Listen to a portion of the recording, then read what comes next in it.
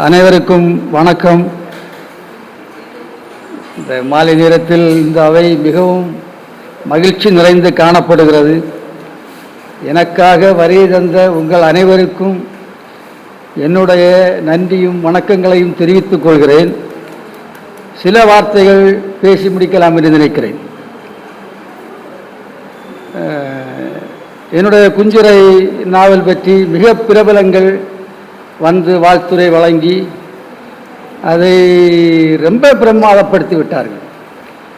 ஆனால் நான் நினைப்பதெல்லாம் நம்முடைய பால்ய கால நாட்கள் எங்கே சென்று மறைந்து விட்டது. நினைவுகள் மட்டும்தான் இருக்கு. நாட்கள் மரத்திலிருந்து ஒரு இலை உதிர்வது போல் ஒவ்வொரு நாட்களும் உதிர்ந்து சென்று கொண்டே இருக்கிறது. நமது பாலிய கால நாட்களும் எங்கோ அதுவும் மறைந்து விட்டது. ஆனால் நம்முடைய பாலிய கால நினைவுகள் மட்டும் நம்மோடு தொடர்ந்து நாம் இறக்கும் வரை வந்து கொண்டே இருக்கிறது என்பதுதான் நிதர்சனமான உண்மை. அதை நான் என்னுடைய இந்த கட்டுரை நூலில் பதிவு செய்திருக்கிறேன். அதுபோக சகோதரி சப்திகா சொன்னது போல் பெண்களை பற்றி எழுத வேண்டாம் என்றல்ல, நிறைய இருக்கிறது. காரணம், நானும் ஒரு தலைச்சுமட்டுக்காரியின் மகன், மூத்த மகன். என்னுடைய வீட்டிலே 6 பெண்கள் உண்டு. அட்டூழியங்கள் கொஞ்சம் நஞ்சமில்லை நடக்கும். அந்த காலத்தில் நிறைய விஷயங்கள். சொல்லப்போனால் இந்த மாலு முடிக்க குமரி பிள்ளைகள்கிட்ட தான் கொடுக்கணும். ஒரு வீட்லேயும் ஒரு தவப்பனையும் தள்ளையும் காண முடியாது. வீட்டிலேயே இடம் இருக்காது. அங்கே ஒரு திண்ணை, ஒரு அடுக்களை, அப்படி இப்படிதான் இருக்கும்.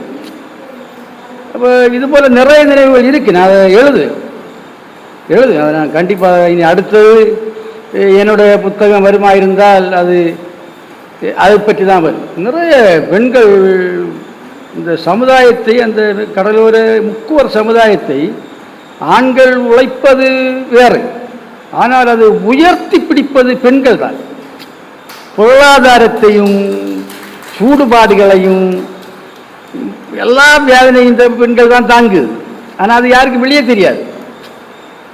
காரணம், அது ஆணாதிக்கம் நிறைந்த ஒரு சமூகம். இப்போ வந்தவனாலெல்லாம் பம்மி இருந்துருவான். அது ரொம்ப வேதனைகள் நிறைந்த ஒரு வாழ்க்கை இருக்கு. நான் அதை எழுதுவேன், கண்டிப்பாக எழுதுவேன். அதுபோக என்னுடைய மத்திய இன்னும் காதல் 1-2 காதல் இல்லை, சொல்ல முடியாது. அது என்னன்னா அது என்னன்னு கேளுங்க. அது காதல் இல்லை, ஒரு இனக்கவர்ச்சின்னு சொல்லலாம். பொழுது எப்போ அடையாதான்னு எல்லாரும் காத்திருப்போம், விளையாடிட்டு இருப்போம். பொழுது சொன்ன ஒருத்தனையும் காணாது. பார்த்தா அந்த இடுக்கில் 4 பேர் நிற்பான், இந்த இடுக்கில் 4 பேர் நிற்பான். பிறகு வீட்டில் கேட்கல, எங்கே போட்டு வர சொல்ல, நான் மாலி அளவு பார்க்க போனேன். என்னத்தை மாலி அளவு பார்க்க போனேன்? இந்த மாலி இப்படி தான் முடிக்கணும், பல வச்சு முடிக்கணும். அதை நமக்கு விரல் போட்டு பார்க்கணும். இது நொத்தோரி பாயுதா, சாலை பாயுதா. அப்போ சொல்லி வைக்குதா, நீ மாலி பார்க்க போயான்னு நொத்தோரி பாய்ச்ச கொடுத்தவரை இல்லை சாலை பாஞ்சது. இப்படி நிறைய விஷயங்கள் உண்டு, சுவாரஸ்யமான விஷயங்கள் நிறைய இருக்கு. அது இறைவங்கள் என்ன நினைச்சு எழுது என்னத்துக்கு? அவர் தமிழ் தேவனா இருக்க விடுதார் இல்லை, சும்மா எழுதுங்க சொல்லி. ஆனால் வாழ்க்கை என்னை பொறுத்த வரைக்கும் இதே மாதிரி கட்டறத்து நிற்குது தான். எல்லாம் மறக்குது. அங்கே ஒருத்தன் சொல்லி இங்கே எடுபடாது. நம்ம வரையும் நமக்கு தானே, அவன் சொல்லி நமக்கு இது கேட்கணும். கப்பல் பார்க்க நடவா. நான் நினச்சிக்கிறேன் கப்பலில் யார் விளையாடலாம், கப்பலுக்கு அங்கே நிற்கும் போல முட்டி மரத்த மாதிரி போயிட பிடிச்சிருவான், விளையாட அப்படிலாம் போனேன். அங்கே பார்த்தா அது விஷயம் வேற. அந்த ஊருக்கு ஒரு அழகும், இந்த நம்ம தண்ணி யார் என்னது. இப்போ நான் ஒரு நாயும் ஒரு வளையத்தை போட்டுட்டு வார், இந்த குடத்துக்குள்ள தண்ணி குடிச்சு மண்ணு குடம் இல்லை, அது எடுக்க வராமல் நான் பார்த்தேன். நாய்க்கே இந்த நிலைமை, யாரும் விளக்கேடு. நமக்கு யார் என்ன தர முடியும்? அப்படி எல்லாம் நிறைய விஷயங்கள் கடந்து நான் வந்துட்டேன். அதை நான் மெல்ல பதிவு செய்வேன்.